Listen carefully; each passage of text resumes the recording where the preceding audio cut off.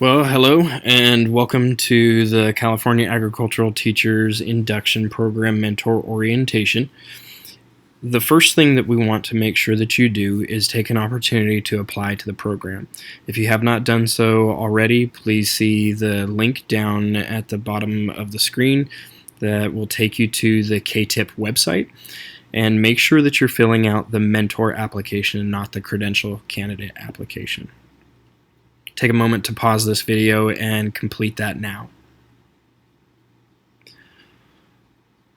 Otherwise, welcome to the program officially. This orientation is meant to give you an idea for what your obligations are as a mentor and make sure we introduce you to facets of the program that you are going to have to walk your credential candidates through. My name is Grant Ermis. I'm the administrator for the California Agricultural Teachers Induction Program, and we have several region facilitators and other liaisons between county offices of education that also work with our program. One of the important things that you should know about this program moving forward is that you effectively serve as an advocate for your credential candidate. And what that means is that it's partially your role to help them complete their memorandums of understanding with their school district and the CATIP program. And it's also part of your role to make sure that you connect them with the resources that they're going to need over the course of the year. If you have any questions, feel free to reach out to Carrie Stockton at the CATA offices, or you can email us at cata@calagteachers.org. So looking into why you're here a little bit further, according to the Commission on Teacher Credentialing, qualifications for mentors include knowledge of the context and the content area. This is one of those areas that is most important and most unique about the California Ag Teachers Induction Program, in that we make sure that we have agriculture teachers mentoring agriculture teachers. The second bullet says that you have demonstrated a commitment to professional learning and collaboration. That's evidenced in an ongoing fashion by your participation in CATA, both at the section, region, and state level. And it also includes your ability to take judging teams to field days and other FFA events. The third bullet says that you have the ability and willingness and flexibility to meet candidates' needs for support. One of the most important parts about this program is that everything we do is to develop the candidate and induct them into this profession of agriculture educators. So your willingness, ability, and really your flexibility to help them do so is paramount. And we want to make sure that you're a clear credential holder. Whether you hold a lifetime credential, a single subject, an ag specialist, or a designated subject credential doesn't necessarily matter. The most important piece is that you are a clear credential holder. Part of that is that you should have been teaching for at least 5 years as an agriculture teacher. If you have any questions about those things, feel free to reach out to your region facilitator or program administration. So the diagram that you see here in front of you is where induction fits into the big picture of professional learning. You can see over on the left-hand side of the screen that preliminary credential preparation is primarily going to happen through a teacher preparation institution. Whether that happens in the state of California or out of the state of California doesn't necessarily matter, but that moves them, those teacher candidates, into the induction phase, which is where, according to the state of California, they have 5 years from issuance of their preliminary credential, regardless of type, to complete an induction program. Now, those induction programs normally last anywhere from 18 months to 2 years. The California Ag Teachers Induction Program falls in the 2-year category. And ultimately, it's our role as an induction program to certify that they have met all of the requirements under the Commission on Teacher Credentialing to have their credential cleared.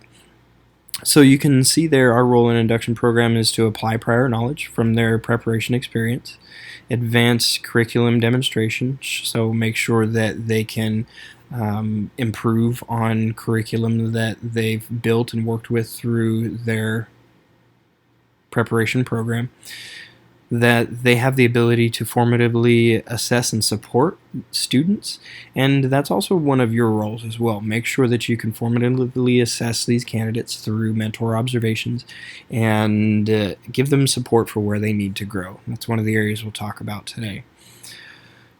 There's also a big focus on frequent reflection on practice. This is huge in the world of learning and development. As you know, as ag teachers, when we have the opportunity for our students to develop and learn through reflecting on what they've done, that's where we have the most opportunity to implement change and development. The next bullet down you see is an individualized learning plan. We'll talk about this a little bit further on in the program. But an ILP is effectively one of those goal-setting documents that says, I know that I'm good at this, I know that I need to work on this, and it's these things that I need to work on that are going to be built into SMART goals and develop into a plan of action over the course of the year. The rest of the program document that you can see here talks about how we align CSTPs and TPEs, how we hold candidates accountable to the process, and the collaboration that's taking place in part here with teacher induction programs to get them to a full-fledged participation in our profession. So the goals for this training today are mainly to establish context or background for mentoring in CATIP, refine coaching and mentoring skills, and then really look at the individualized learning plan along with other documents that are going to be required of you and your candidate over the course of your time working with us. So with the first goal, establishing context and a background for mentoring CATIP, take a moment to think back to your first year of teaching.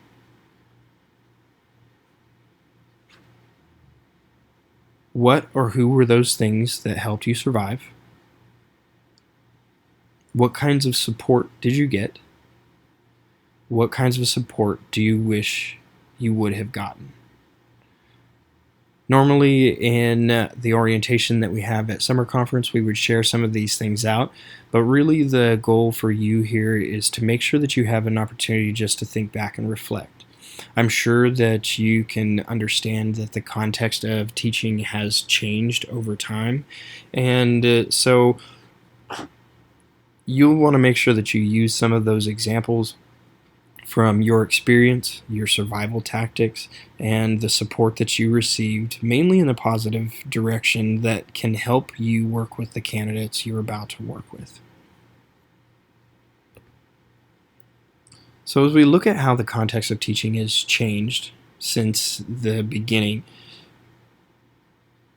really one of the biggest additions is technology, and more importantly looking at digital social media and other technological aspects.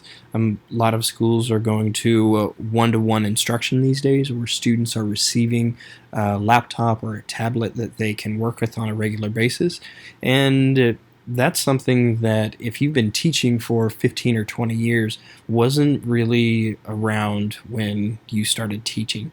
So the key there, and you can see in that evolutionary picture in the bottom, is that the things that these new credential candidates are going to work with and go through in terms of their students and everything, those are things that you understand now as a part of your experience teaching and part of your development. However, this is the first time that they're seeing a lot of these things. They may have seen some of it initially in their student teaching, but you have to remember getting hired at a new location is usually quite different than what your student teaching experience was. And so we have to learn about that context all over again. And we're not just talking about context in terms of technology. We also see differences in schools between demographics, funding levels, population size, and other social dynamics. So make sure you're considering some of those things with the culture that the credential candidate will be moving into, and meshing them a little bit with how you worked in your first couple of years, understanding that there are things that may not transfer.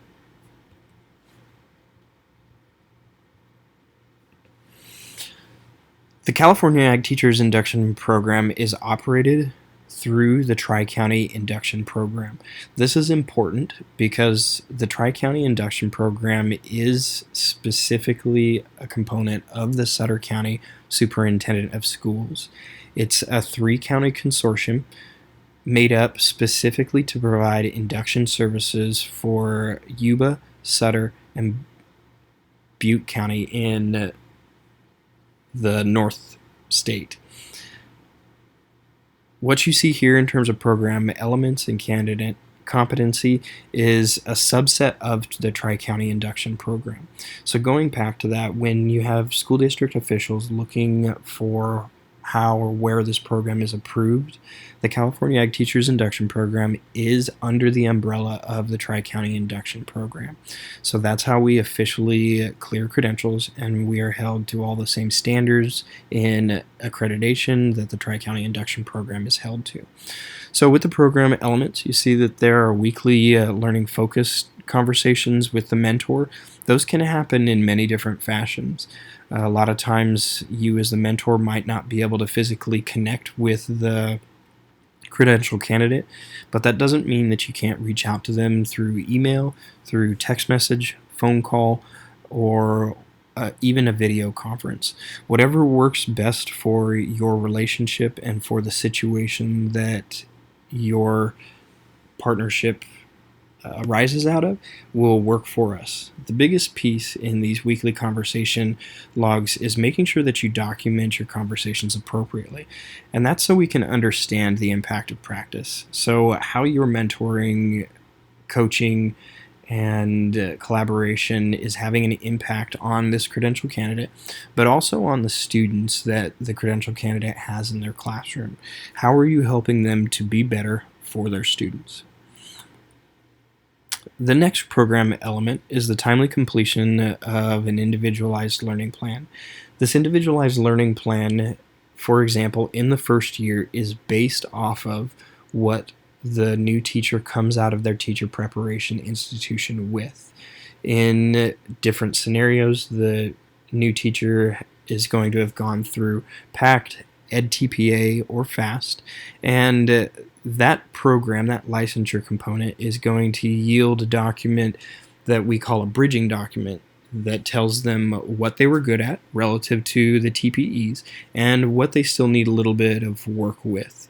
We take that opportunity for growth and change from those documents in a bridging document or an induction transition plan and mold that into 2 different goals in their individualized learning plan. You'll learn more about this later, but the idea is that we can understand the relevancy and application of information to practice. So how well is this credential candidate able to understand what they are doing well, understand what they need work on, and how they can humbly apply both your coaching and other resources into practice in their individualized learning plan. A note is that this individualized learning plan, commonly referred to as an ILP, is going to be the base for every other assignment that happens throughout the course of the year. So we aren't covering the other assignments in this orientation, but note that the individualized learning plan is the very first thing that should be done throughout at the beginning of the year, and it will be the base for every other assignment. The next important piece to the CATIP is CATA meetings. As a mentor, you're required to attend those CATA meetings both at the section and region level. Ideally, you would attend at the state level as well. And in the event that you weren't able to attend those meetings, it would be best for you to connect physically with your candidates through other avenues like field days or other community events.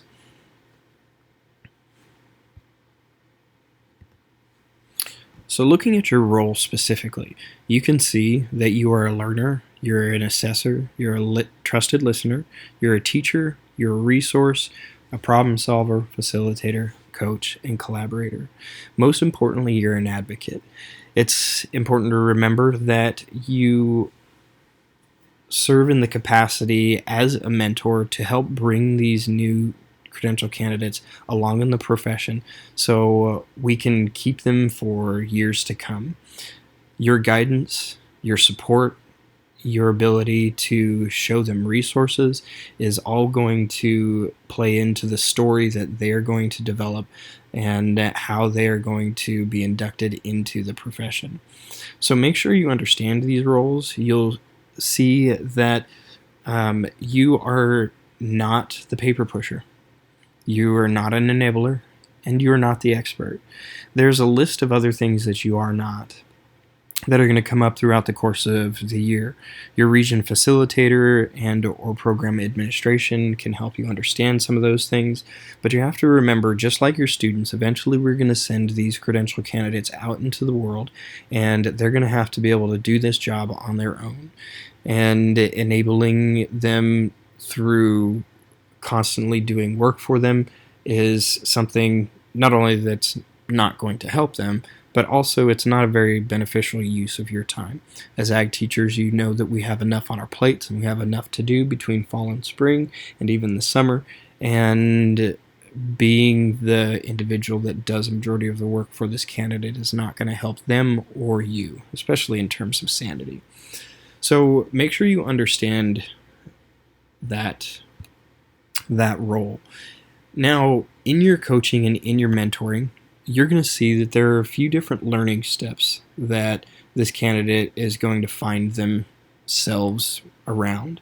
And different candidates are going to find themselves on different steps of this process.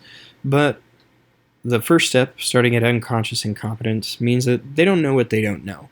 Sometimes that can be the case when they come out of their student teaching experience, and maybe that experience wasn't very well rounded, and they get into a full 7-period day with 5 different preps, and they're not sure of what end is up. That's an area for you to come in and help them understand, whether through those conversations or through observations, what they can be doing better. As they move up, they can move into conscious incompetence, meaning that now they have an idea through your coaching, mentoring, and experiences at the site level of what they don't know. And this should really happen towards the beginning of their teaching year, whether they're in year 1 or year 2. We want to make sure that they're able to understand what they don't know prior to completing their individualized learning plan. This moves into the gray area in between, which is a lot of what happens throughout the school year. Hopefully they'll move into conscious competence pretty quickly, but those experiences throughout the year are really what's going to be what solidifies how they think of themselves, what they know, and how good they are as an ag teacher.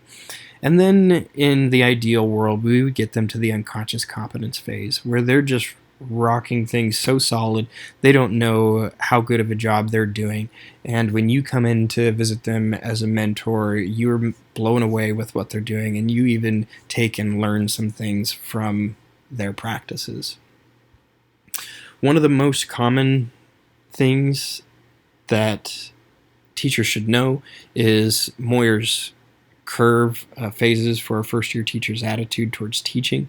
We can appreciate this timeline and see that ag teachers operate just a little bit differently. Even so, in the very beginning of the year, these new ag teachers are going to be filled with anticipation.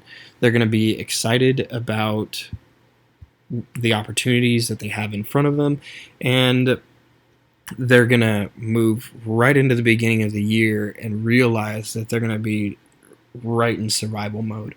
All of us realize that regardless of the context, in your first year of teaching, you're just trying to keep your head above water, stay maybe one day, if not 2 periods, ahead of the next class that you have coming in. And that puts a lot of stress on first-year teachers, which gets them to the disillusionment phase at the very bottom, coming in November, December. Maybe we get a little bit of a break in December and January, and we find a little bit of rejuvenation through the beginning of the next term. As ag teachers, we know that that may not always be the case, because we get into spring field days, CDEs, conferences, and so forth that carry us right into banquet season into the end of May. And then we really have an opportunity for rejuvenation at the end of the year. Where this is important for ag teachers is, as a mentor, you need to keep in mind that you're going to be supporting them through all of this. We want to make sure that we don't hold them down in this or allow them to stay in this disillusionment phase, and we get them up into rejuvenation as much as possible. So remember that your job as a mentor is to show them what they have to look forward to.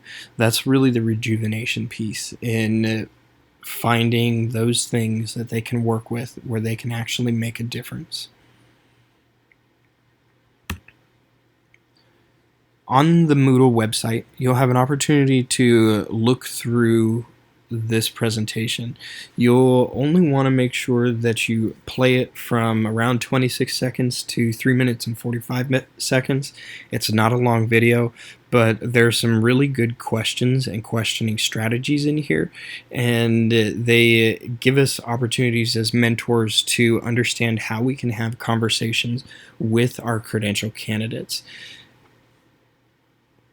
Take an opportunity to watch this video, pause this presentation, and then pick up at the next slide.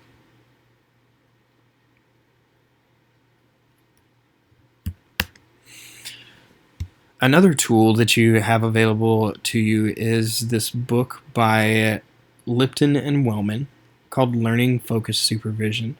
This book, if you need a little extra support in supervising the candidate that you're working with over the course of your year or two together, has some awesome resources in it to work with new candidates and make sure that they understand their growth is relative to a continuum and not just because it's something that you are saying.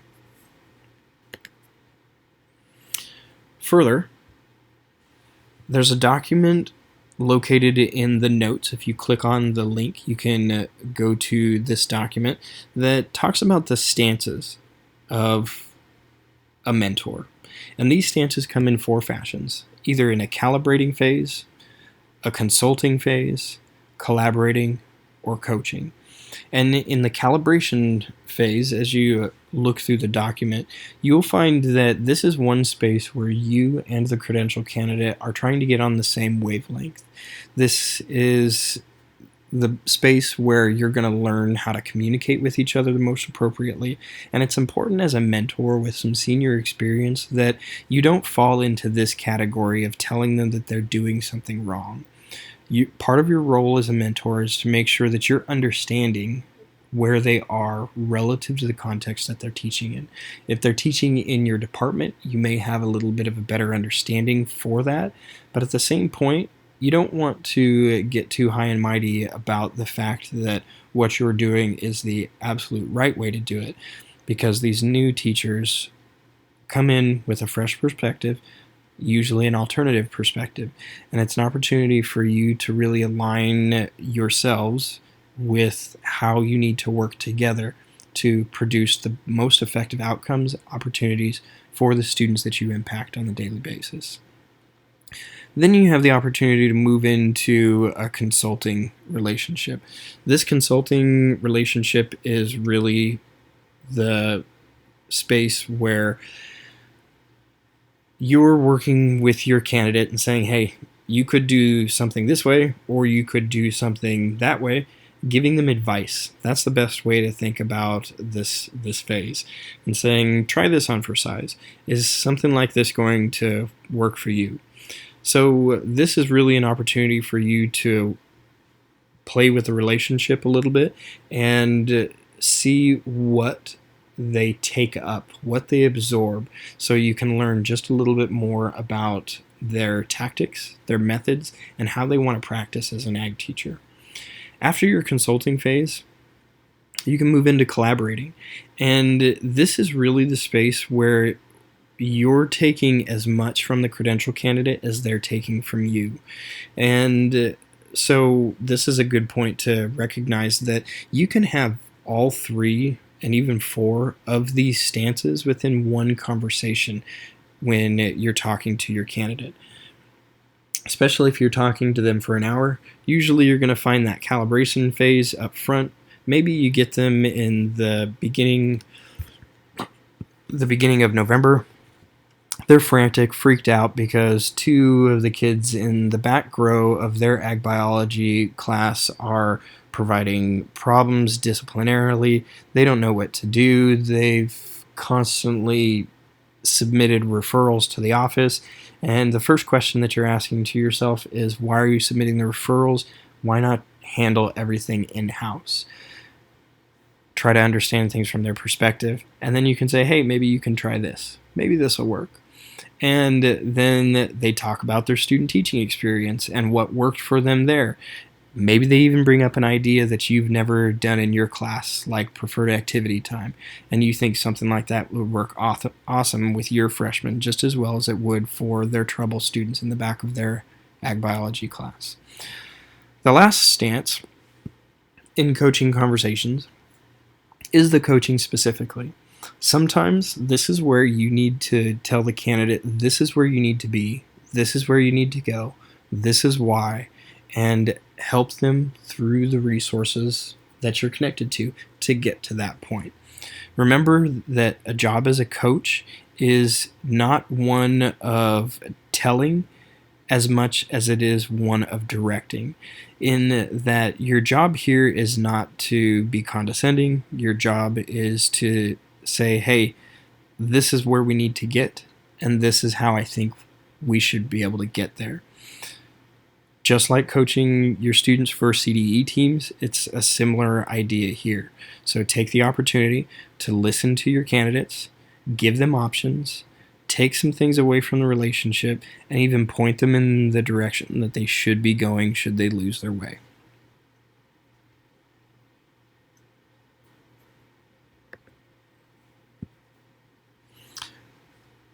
There's another document on the Moodle site that looks at effective paraphrases. Take an opportunity to look through this and think to yourself which ones are your favorite and why, and how do you use paraphrases with artful questions. These are really ways that expand on the video that you watched earlier about how you can utilize questioning strategies with your candidate to get them to open up a little bit more. So take an opportunity to read through this and utilize it in your weekly conversations. One last piece deals with reflective conversations. Reflective conversations are huge, especially when you get this candidate to the middle of the year and they're starting to get stressed out, they're starting to be a little disillusioned by everything that they've got to get done. Take a moment to have them pause, remember where they've come from, and build off of that. Build off of what they know. Everything in research tells us that we learn best and we root knowledge best in reflecting on things that we have done in the past and experiences that we have had through our time teaching. So take an opportunity during your weekly conversations to reflect just a little bit. This could look like a quick 5-minute conversation in the beginning about not just what happened in the previous week, but where were you 2 months ago? Ask the candidate that question. Where were you at the beginning of the year? Where were you before summer conference, and where are you at now? Trying to draw some comparisons and look at things through a bigger lens sometimes helps these credential candidates gain perspective on where they should be going as an ag teacher. There's a document located in the PowerPoint in the speaker notes that is also up on Moodle that gives you an opportunity to look at what these learning focused conversations might entail and how you can get this done. So you see here in the top, hello, how are things going? How did the blank go? That could be an event. What sticks out that we can focus on this afternoon? You can explore that conversation a little bit further. What do you want to focus on in our conversation today? Making sure that as a mentor, the time that you spend with them is intentional. And then we can get to writing things down, setting goals for next time. They can be really, really simple. We're not looking at them filling out paperwork here. We just want to make sure that we can guide your conversations appropriately so you can allow this new teacher to get the most out of the mentoring experience that they have with you. Normally in our orientation sessions, we'd have an opportunity for practice to go back and forth with those around us relative to coaching conversations in scenarios for effective classroom practices, participation in FFA, and engagement in SAE. You're going to have this opportunity first off at your first region meeting in the fall. So we want to make sure that you keep these things in the back of your brain. You'll work with them constantly with your credential candidates that you're assigned, and we'll even come back to it at your fall region meeting. There are other documents that are located in this presentation relative to the standards for the teaching profession. One important note is that this induction experience is entirely meant to clear their teaching credential. It is in no way meant as an evaluation method on their local site for evaluating performance, and that's a key justification that the Commission on Teacher Credentialing lays out in documents like these. But you are going to find obvious similarities in that the CSTPs are used just as much in induction as they are for evaluations. One opportunity that we have here is for you to work with your credential candidates when they're building up their ILP to make sure that they focus on CSTPs that will help them grow, that will show the most effort and gain the most give them the most insight when they get to that formal evaluation that they're going to have in their first year of teaching anyways. So while induction and formal evaluation from site administration is completely separate, the two obviously surround the CSTPs, which are important. The candidate needs to understand what they are, and they should understand that they're really a standard for growth over the entire tenure during their profession. These are the CSTPs laid out pretty simply. Standard 1 is engaging, supporting all students in learning. You're going to see this in their observation when you do one in the fall and one in the spring, and whether they're doing a great job at it or not. Standard 1 is broken down into further subsets, which you can see in the document mentioned previously. But the next one is Standard 2, creating and maintaining effective environments for student learning, and that would be shown obviously in the mentor observation as well. Make sure you're paying attention to this when you do those observations, so that way you can appropriately evaluate these candidates along these lines. The third standard, understanding and organizing subject matter for student learning. This is going to come between your weekly conversation logs and your observations that you make of your candidate throughout the year. So when you do your mentor observation, you're going to comment on Standard 3 just as you are for every other standard. And you're going to use evidence from the documents like your weekly conversation logs and the candidate's individualized learning plan to help you build up evidence for Standard number 3. Standard number 4 is planning instruction and designing learning experiences for all students. It's important to note here for Standard number 4 that you can be observing this candidate in the classroom, which is most often, but you can also be observing them as a CDE coach, as a supervisor of an SAE, as a leader of an Ag Boosters organization. It depends on what this candidate needs, and that's the beauty of the ILP, that we can cater it to whatever they need to grow and wherever they need to grow the most over the course of the year. But Standard number 4, finding evidence in your observations, is going to happen through conversations as well as events that they actually conduct. Standard 5, assessing students for learning. This may not be something you can see readily, but it's something we need to keep in the forefront of our brain in terms of formative and summative assessment that moves our students, our students specifically, towards the standards that are appropriate for their class, and making sure that this candidate can evoke strategies for assessing their students, and more importantly, learning from those assessments to adapt instruction to better suit the needs of the students they have in their classrooms and even on their judging teams. Standard number 6 is an obvious one. This one is measured through our program by your attendance with the credential candidate at section, region, and state level meetings. We would even count national level meetings like the NAAE convention in the beginning of December, and might be able to consider others depending on the conference or the meeting.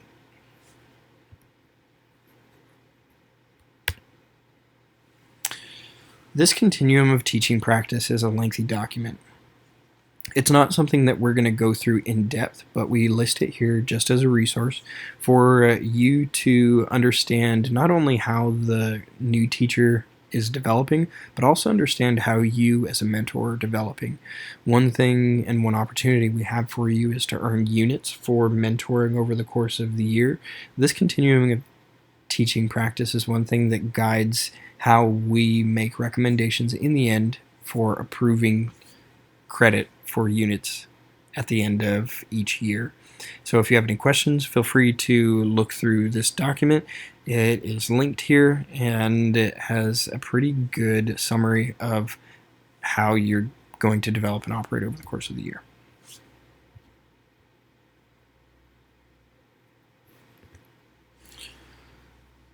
Looking further into expectations, we have the induction standards from CTC. It's important to note that this document is what guides our accreditation just as much as what guides your work. So for us to be a formal program through the Tri-County Induction Program, we have to align with these induction standards, and we are audited in just the same fashion that Tri-County is under the terms of what they do in their induction programs and when they get audited. So make sure that you're familiar with these, and if you have any questions, feel free to reach out to either your region facilitator or program administration.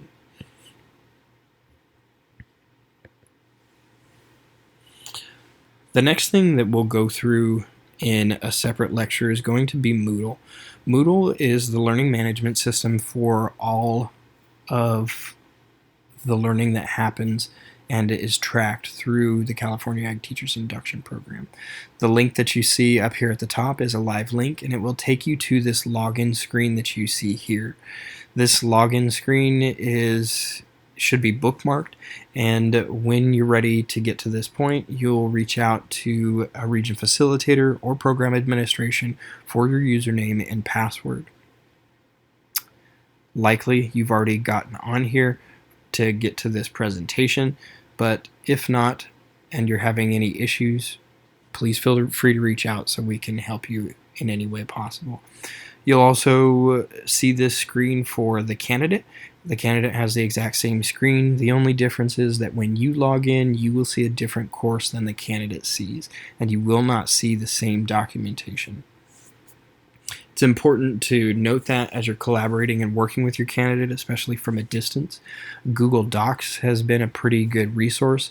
So if you would like to collaborate with your candidate specifically, they can download documents from their Moodle site. You can do the same from yours and share them via Google Docs, which is usually easier than emailing documents back and forth. So I encourage you to check out that opportunity. There are a few resources on the Moodle site for you to be able to look into that yourself as well. So looking at the individualized learning plan, this document focuses on the beginning teacher's growth. It's driven by SMART goals. It guides the work of the mentor and establishes professional norms of inquiry into and reflection upon practice for the duration of the year. It's extremely important that you align the candidate's goals or help them align their goals with the SMART objectives. That means that their goals are specific. By specific, we're talking about identifiable things that we can see change in. That brings us to the second part of a SMART goal, that it's measurable. We need to see that these specific things, i.e., student behavior, are measured. How are we gauging that those two disruptive students in the back of the class, that may even be common across different courses, how are we measuring that they are getting better through the tactics the teacher is using?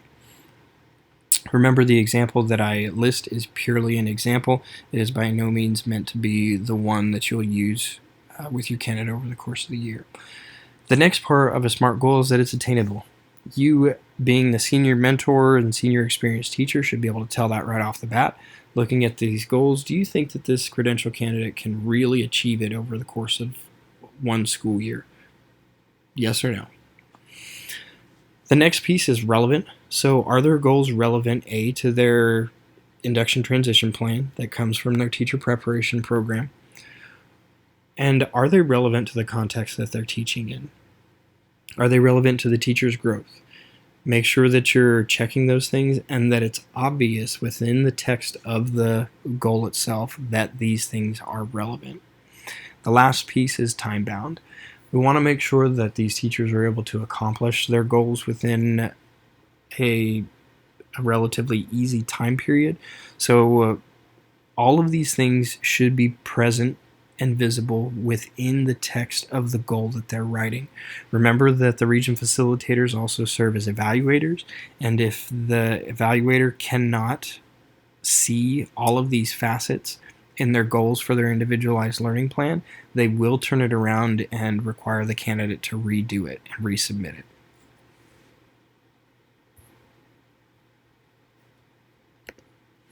The next document is their weekly conversation log. This document is really meant to gather everything in one space about the collaborative moments that you and your candidate have together.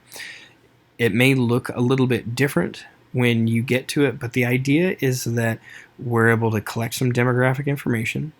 You can tell us what's happening that week, what you talked about, and we're not expecting a narrative here. We're purely expecting that the candidate or you can write some things in here that were highlights of your conversation, talk about what types of relationship or types of stances that you held during that conversation, and then, as always, we reflect on those things. We'll require the candidate to reflect on this as well as yourself.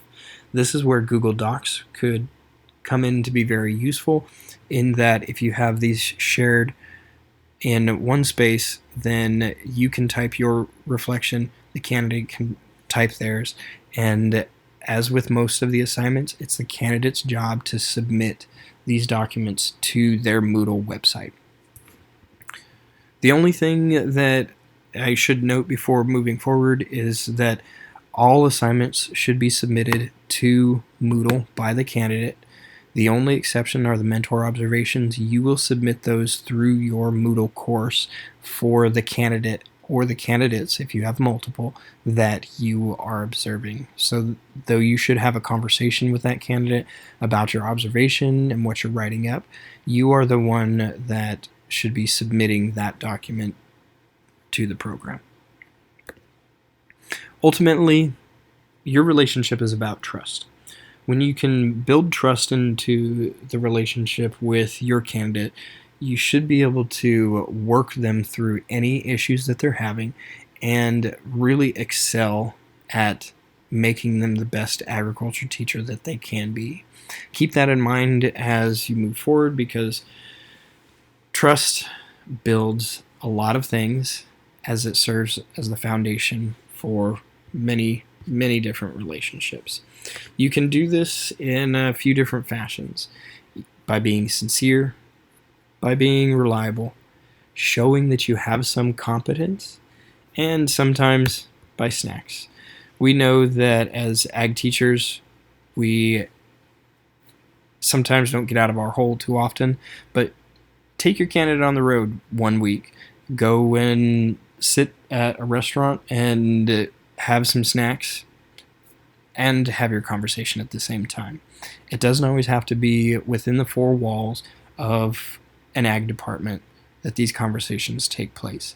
Keep that in mind and use the opportunities that you can to build trust and build those relationships that should last over the course of both of your careers.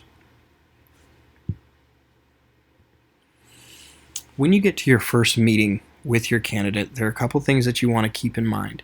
First is that this meeting is to establish the foundation for a productive relationship, and so figure out how you're going to work together.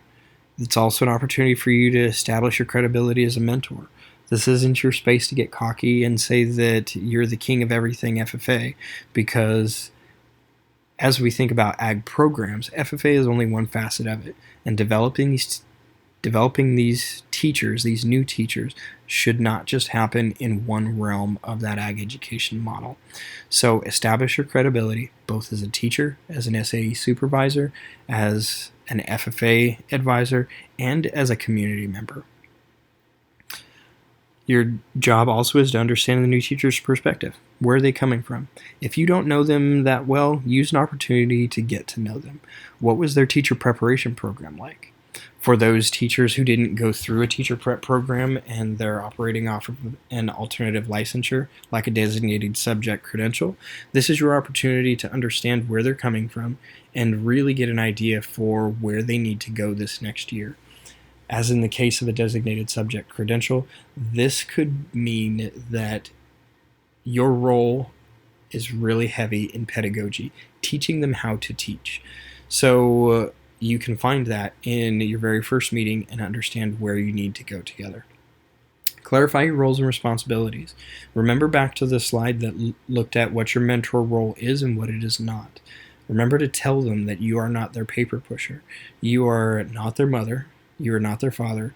You are there to be a mentor and to help them make sure that they can complete their obligations for this program. The last outcome for the meeting is to identify initial steps. This is huge. The most important last step in any meeting that you have, whether it's in this mentoring relationship or in others, should be next steps. What should be done next? What is going to be expected by the next time that you meet, the next time that you talk, and what should have been done? Give these candidates something objective to work for in the next couple of weeks, next week, depending on when you have your conversations, so that when you come back together, you know exactly what should have been done and we can keep track of progress in that fashion.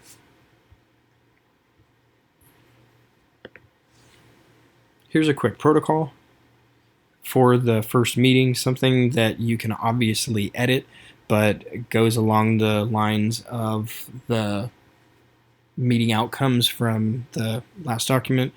But one of those actionable items at the end, if we look at number 5, is when and where are the best places to meet.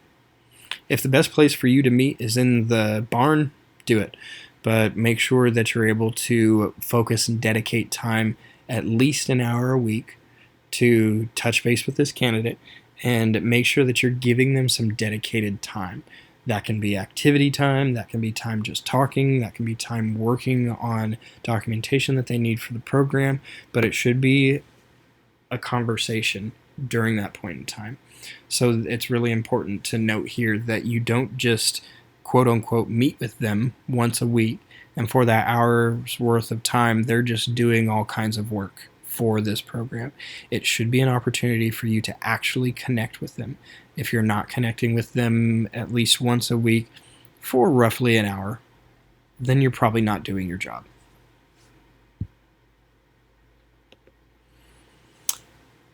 The last bit of this orientation is to direct you to the website. Remember that any information, announcements, or otherwise are going to be shared on Moodle, but you can also find information on the website at www.calagteachers.org/CATIP. Though we'll see you at the fall region meeting, there are a lot of things that happen between now and then. September 1st is the first hard deadline, where we need your MOU, your candidate's MOU, and the school district MOU only for the candidate in our offices signed by that September 1st date. If we do not have paperwork by that date, then we will not be able to allow you or your candidate to participate throughout the year. So try and keep in mind the processes and requirements of what happens in school districts on a regular basis, so that way you can appropriately get those things done. Also, you'll have varying access to Moodle up until that point. All course documentation will be shared after that September 1st deadline, and you and candidate will be able to work after that point on things that you need to complete by your fall region meeting and so forth. Another thing to keep in mind is due dates. Due dates are going to be the first of every month, whether we're talking weekly conversation logs and other documentation. You can expect that the weekly conversation logs will be submitted the first of every month, and also that you'll have feedback from your facilitator or evaluator by the 15th of every month. Please keep track of assignments through the due dates on Moodle, as well as the candidate assignment index that will be posted at the beginning of September.